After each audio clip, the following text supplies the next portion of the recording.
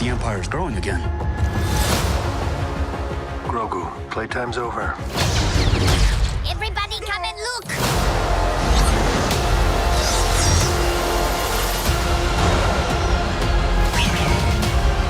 They've got you outnumbered 10-1.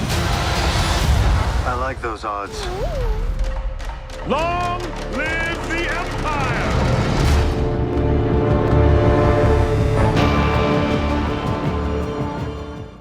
Welcome back, everyone. This is The Way. The Mandalorian Season 3, Episode 8 finale is here. There's a bunch of questions. They still have to answer a bunch of hanging plot threads like, who is Moff Gideon's other spy inside the Mandalorians? Who's the traitor?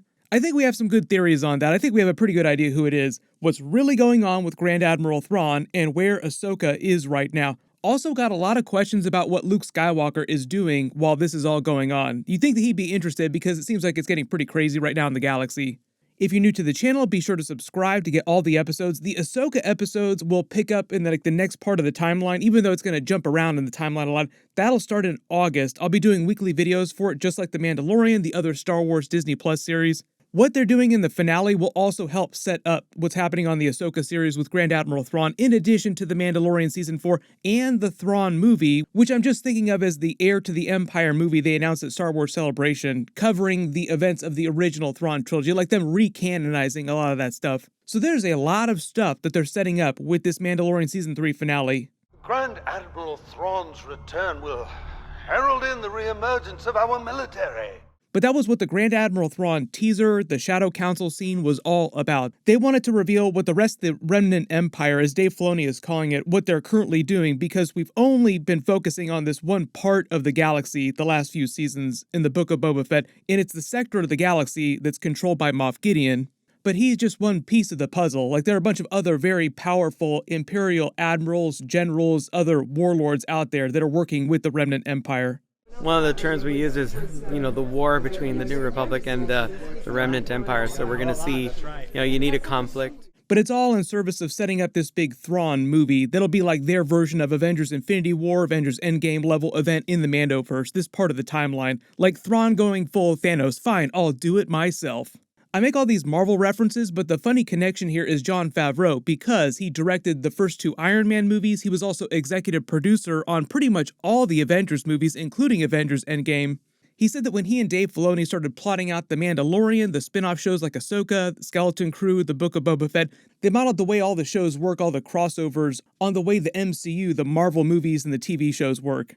Even though Dave Filoni is famous for connecting a lot of dots behind the scenes, like a lot of what they did in this episode helps set up what's happening in the sequel trilogy, and he does the same thing earlier in the timeline too, where like the Bad Batch episodes connect to the prequels, the Clone Wars, and also help set up some of what's happening in present day with the whole cloning plot. So together they're kind of like stitching together the whole timeline with a lot of these Easter eggs and connections. This is the actual official new timeline that they're using for all the movies in the series. They're demarcating things with the different eras denoted by different symbols. Starting 25,000 years ago with the Dawn of the Jedi movie that James Mangold is doing. I've already done a much bigger video about that, so I'll post a link in the description below. The Old Republic era, the High Republic, the Fall of the Jedi is basically the events of the prequels, the Reign of the Empire, that's everything between Revenge of the Sith and A New Hope, the Age of Rebellion, that's basically everything from the Andor series to Return of the Jedi, the original trilogy, basically. Then the New Republic era is the Mandoverse, as we've been calling it, everything that's happening in this part of the timeline before the sequel trilogy. The Rise of the First Order is basically the sequel trilogy in the distant future, and the furthest forward now, like at the right end of the timeline here, is the new Jedi Order trilogy that they're setting up that's going to begin with the new movie in 2025, set 15 years after The Rise of Skywalker. I'll talk more about the actual timeline when we're in the middle of all these upcoming series and movies, because in the future, like the next 5-6 years, we'll be jumping around the timeline way more. Like some of the series will take place in the past, some of them will take place in the distant future, so on and so forth. But a lot of you are asking who the other spy was that they referenced in the title of episode 7, because it was plural spies, as in at least 2. As you probably guessed, Moff Gideon has probably had a spy working inside the Mandalorians this whole time since the events of the Great Purge, and it was super sus of the armor to just take off planet right before the Mandalorians ran into Moff Gideon's Supercommandos and his new Dark Trooper armor at the Great Forge. Like Moff Gideon had a trap waiting for them, so he knew that they were coming. Whoever the traitor was informed Moff Gideon about all their plans.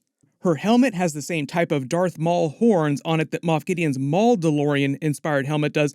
The Mandalorians were the Mandalorians from Death Watch that supported Darth Maul during the Clone Wars after he won the Darksaber from the former leader of Death Watch, who was Pax Vizsla. Paz Vizsla's either father or somehow they were related.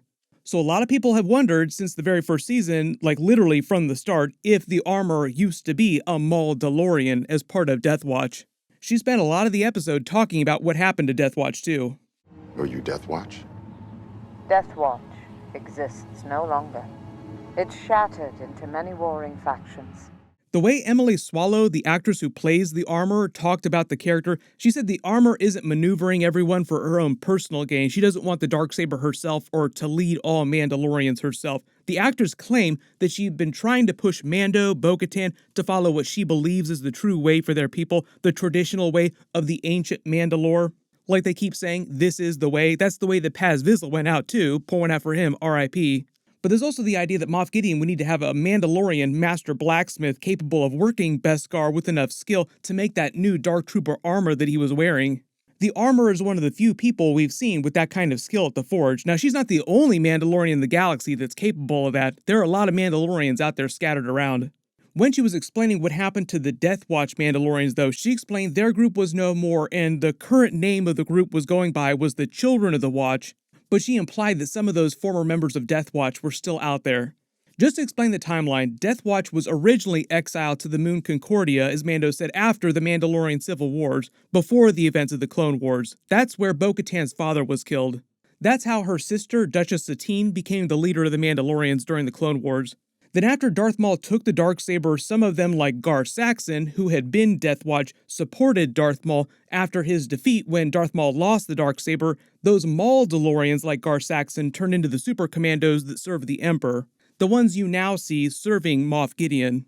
After Darth Maul's defeat, those Death Watch Mandalorians that had not supported Darth Maul originally reformed their group as the Children of the Watch, which became the Armor's group basically, staying on Concordia in exile until the events of the Great Purge, which happened right before A New Hope. And when they saw that going down on the Mandalore planet, they took off in time before the Empire found them.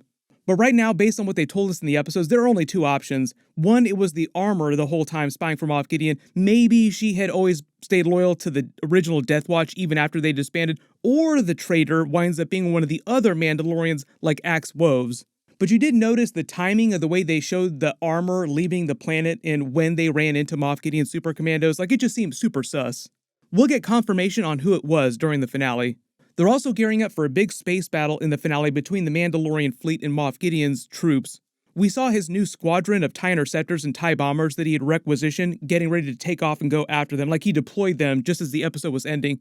Grogu is also probably going to use his new IG-11 mech body, his Krang body, which they're calling IG-12, to rescue Mando, who they took to the debriefing room at the end of Episode 7.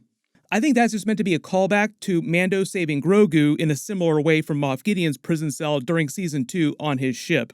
Grogu just busting in, wrecking the hell out of a bunch of Supercommandos using his new mech body, which is super strong, like droid strength, but also using the Force, so expect some crazy Grogu Force powers in the finale. Grogu going full Hulkbuster. They also teased another standoff with Bo-Katan and Moff Gideon, so they'll probably have an actual rematch fight, like revenge that Bo-Katan gets for being betrayed by him during the Great Purge. Only this time she has the Darksaber, and Moff Gideon has the big power upgrade with his Dark Trooper Beskar armor. So imagine her Darksaber fight scene with a scavenger in Episode 2, like a much bigger version of that. And they'll probably end the episode with a much bigger Grand Admiral Thrawn teaser. And I love the theory that Grand Admiral Thrawn will be the one to ultimately kill Moff Gideon, because they wanted to set this whole idea that Moff Gideon wants to usurp the power of the Remnant Empire for himself. He doesn't really care about what Grand Admiral Thrawn is doing, what the others are doing. He doesn't want the Emperor to come back either. You don't need to worry about cloning the Emperor. We don't need Palpatine to come back. But Dave Filoni, Jon Favreau have said that Thrawn is meant to be their Thanos-level villain. That's why it's being thought of as a Thrawn movie that they're building up to on all these different series. And what better way to set him up as a major threat than to show Moff Gideon rally with his new Supercommandos, killing Paz Vizsla, R.I.P., and almost beating the Mandalorians, only to have Thrawn show up and destroy him easily. I'm not expecting Moff Gideon to die anytime soon, but it's always possible. I think they want to tease out the Moff Gideon versus Thrawn plot, where Moff Gideon just continues to try and usurp and undermine Thrawn at every turn, the Remnant Empire, and Grand Admiral Thrawn just shows him who's boss. Like a Thanos post-credit scene kind of moment, fine, I'll do it myself, but it's Grand Admiral Thrawn. Also really hoping for a cameo scene from actual Ahsoka because she hasn't shown up this season yet, and we have the Ahsoka episodes coming really soon, and they want to push into that. As for Luke Skywalker, for those asking what he's doing right now, he's still trying to establish his Jedi Academy. He's looking for Force-sensitive trainees and trying to keep them safe, so he probably has an idea of what's going on, like R2 would be keeping in communication with the rest of the galaxy, just in general.